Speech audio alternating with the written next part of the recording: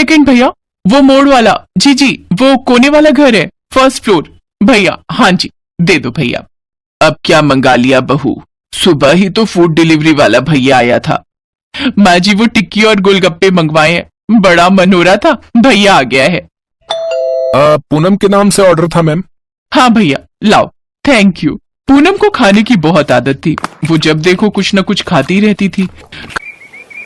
खाने की खुशबू आई नहीं कि बस पूनम शुरू हो गई। बड़ी अच्छी खाने की खुशबू आ रही है माँ जी, रसोई में कुछ बना रही हो क्या? गाजर का हलवा बना रही हूँ, सोचा नया नया सर्दी का मौसम शुरू हुआ है तो गाजर का हलवा स्वाद लगता है। तुम्हारे बाबूजी को भी घर का बना गाजर का हलवा बहुत पसंद है और उनके लिए कम मीठे का बनाऊंगी। अच्छा, ये बनकर तैयार हो गया है, मैं जरा कुछ देर लेट रही हूँ, थक गई आज तो। तुम्हारे बाबूजी आएंगे तभी उठूंगी। पर पूनम कहाँ रुकने वाली थी, उसने तो थोड़ा सा बस अपने ससुर जी का हलवा निकाला और बाकी सारा खुद खा गई।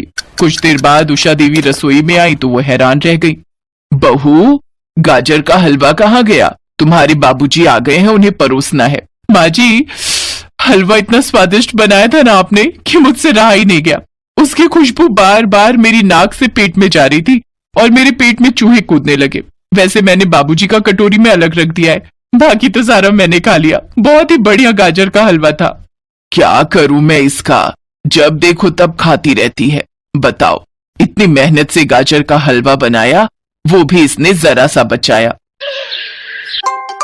हेलो, हाँ भैया, हाँ हाँ, आप कई बार आए हो हमारे घर ऑर्डर देने के लिए। हाँ वही फर्स्ट फ्लोर है। हाँ हाँ, अब क्या मंगा लिया तुमने खाने का? माँ जी मैंने तो छोले भटूरे ऑर्डर कर दिया है, बहुत मन हो रहा था छोले भटूरे खाने का। भैया बस आने ही वाला होगा।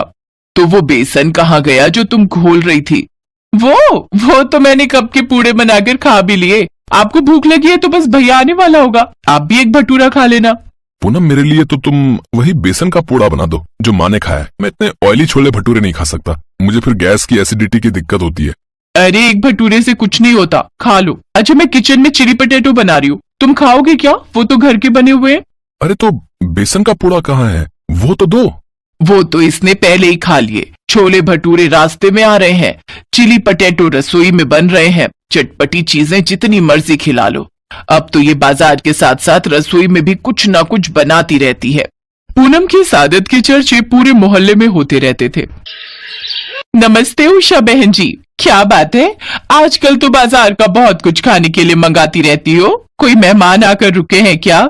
नहीं नहीं कमलेश, ऐसी कोई बात नहीं है, मेहमान कोई नहीं आए हैं। वो तो बस बहू की तबीयत थोड़ी ठीक नहीं थी ना, इसलिए मेरे से तो इतना काम होता नहीं है, तो मैंने कहा बाजार से ही 2-3 दिन मंगवा लेते हैं।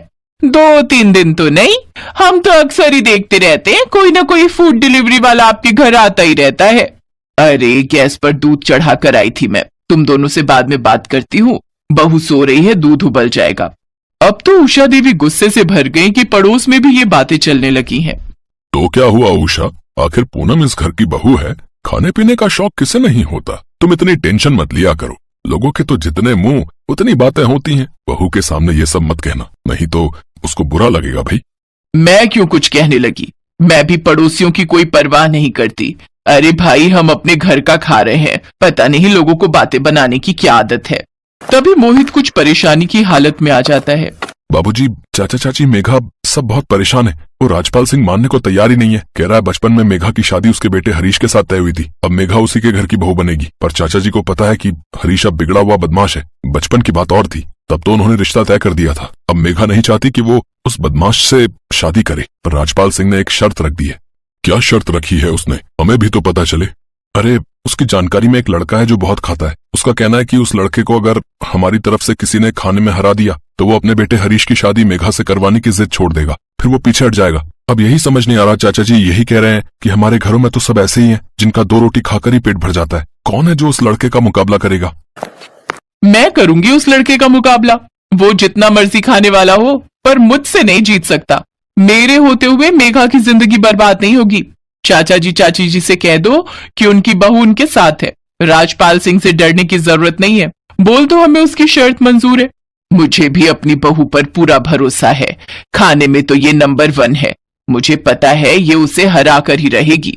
पूनम को पूरा विश्वास था कि वो ये प्रतियोगिता जीत जाएगी। सब लोग उस जगह पर पहुंचते हैं जहां प्रतियोगिता रखी गई थी। पूनम और उस लड़के के बीच प्रतियोगिता शुरू होती है। अरे और खाओ बहू, बहू और खाओ, आज इसे हराना है। हमारी मेघा इस राजपाल सिंह के घर की बहू कभी नहीं बनेगी। हाँ बहू, और खाओ और खाओ।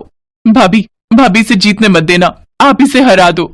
अरे तुम जानते नहीं हो, वो जो लड़का खाने की टेबल पर बैठा है उसने कितनी बड़ी बड़ी प्रतियोगिताएं जीती हैं। जीतेगा तो यही, तुम्हारी बहू तो 2 रोटियों में ही उठकर साइड हो जाएगी।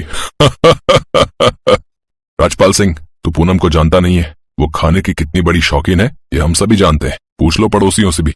ये बात तो सही कही मोहित बेटे ने, पूनम खाने की बहुत शौकीन है, ये बात हम सब जानते हैं। तुमने गलत पंगा ले लिया राजपाल।